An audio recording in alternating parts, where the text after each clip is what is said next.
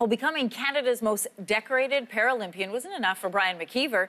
He has now earned another piece of hardware for his mantle. He won gold just this morning in the men's 1.5-kilometer event. Just get this, that brings his total medal count to 15 over 5 Paralympic Games. And Brian is joining us this morning from Pyeongchang. First of all, congratulations to you. Thank you very much. All right, if you don't mind my saying your age, you are 38. You clearly show no signs of slowing down. You won gold on Monday in the 20-kilometer event against the guy, he won silver, he was 21. How have you been able to stay the best for so long? I don't know. I think, it's testament to the work that we put in. I think I'm very confident to say that I think we train harder than most of the guys do. And, it's from years of doing it. We know what to do, so that helps. But I've got a great team around me, 2 incredible guides with Brain McKeever and Russell Kennedy. And those guys are towing me pretty hard to the medals, and also our technicians and coaches have just done such a great job. So, it takes a little bit of the pressure off me.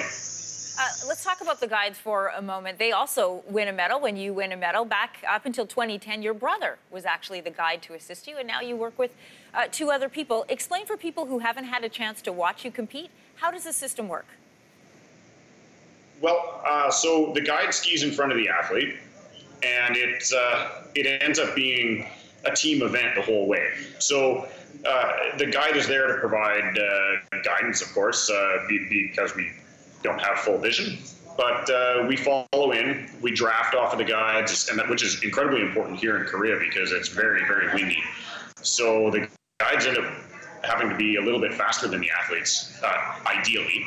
And so I've been fortunate enough to have had such great guides. Robin, of course, my brother, was my guide, and then Eric Carlton up until last year, and then now Russ and Graham. And of course, Russell has just finished up at the Olympic Games as well. So, to have guys of that caliber, that makes my job a whole lot easier just to be able to follow them. 20 years ago, you learned that you were losing your eyesight. You are now Canada's most decorated Paralympian ever. What insights can you offer us on your journey from diagnosis to history maker? Well, I think anytime you have something like that, you feel like it's going to be this life-changing thing. And you have these knee-jerk reactions thinking that things are going to change really, really quickly. But there's an adjustment period, and after that, you start to realize that maybe it doesn't have to change in the same way. I was lucky enough as well. It's in my family, my eye condition. It's a dominant gene.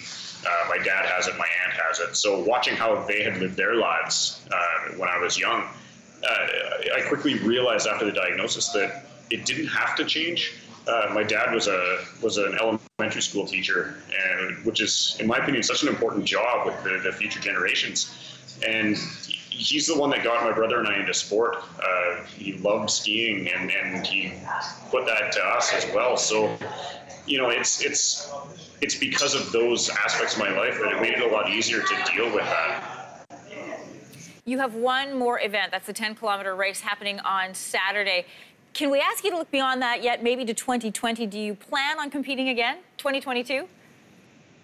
Well, it's for the first time ever, I can't necessarily commit for 4 years. And as athletes in parasport, we generally do live our lives in 4-year chunks. And then we say, okay, well, once the games are done, then we refocus and think about 4 years down the road. And while my mind is willing to do that, I'm not necessarily sure my body can keep up. I've started to have some more injuries and just overuse stuff, and I don't recover the way that I once did. So, I'll continue for a while, and we'll see what happens with the body. But I'm also very comfortable in the knowledge that I'm towards the end of my career, closer to the end than I am to the start. And for the first time ever, I'm actually very comfortable with that, with the thought of transitioning. And I'm taking this opportunity to try and pass some of the knowledge on to the younger athletes on our team. Natalie Wilkie scoring a bronze medal today in her first ever games at 17 years old. I mean, that's phenomenal stuff. And we've got a good young team, and it's been really fun to work with them, but also to see the success that they've had. Brian, congratulations on all of your success. Good luck with your event on Saturday. We will be cheering you on. Thank you very much.